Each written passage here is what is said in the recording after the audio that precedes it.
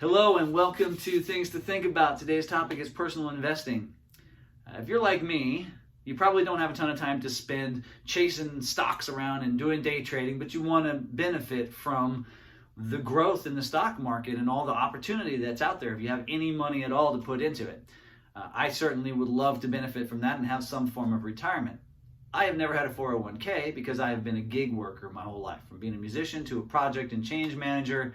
I've always been basically self-employed, so I've had to figure this out for myself. And here's what I've come up with. Current thinking. Now, just disclaimer, I am not a financial advisor, so I'm sharing with you what I'm doing and how I'm thinking about it. I'd love to know what you do and how you think about it, because maybe your ideas are better than mine and I can use them. We can share them. All right, here's how to think about it. For me, if I had $10,000, this is how I would break it up. $3,000 would be liquid. $5,000 would be low, medium, long-term, 20-plus year horizon investments, and 20% or $2,000 would be the risky growth stuff because you got to try. Basic principles, that 30%, that's liquid assets. It's cash. It has to be cash because so many of us don't have enough money to manage a $500 emergency, and you got to have cash to live. So I don't want to get caught in that, so I got to keep at least enough cash to manage month to month, a little more than month to month, ideally. 50% of the assets should be low and medium risk.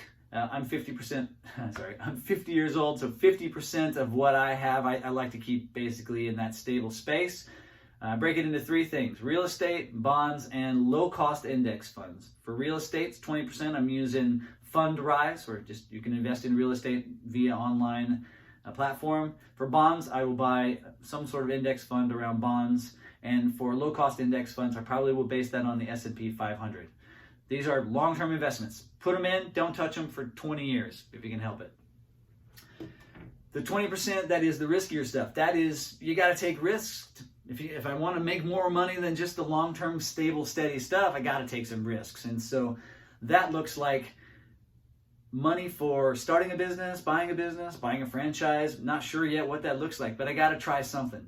And it could even be as risky as investing in some alternative sorts of things like cryptocurrencies or alternative fuels or alternative medicines, higher risk stocks, things like that.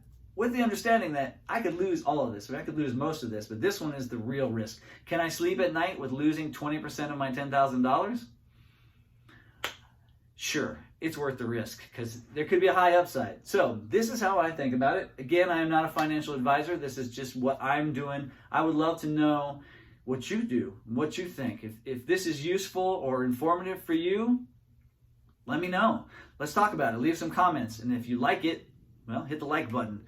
Other than that, I look forward to digging into these things more. I will share with you as I go through things, and we'll see where it all lands.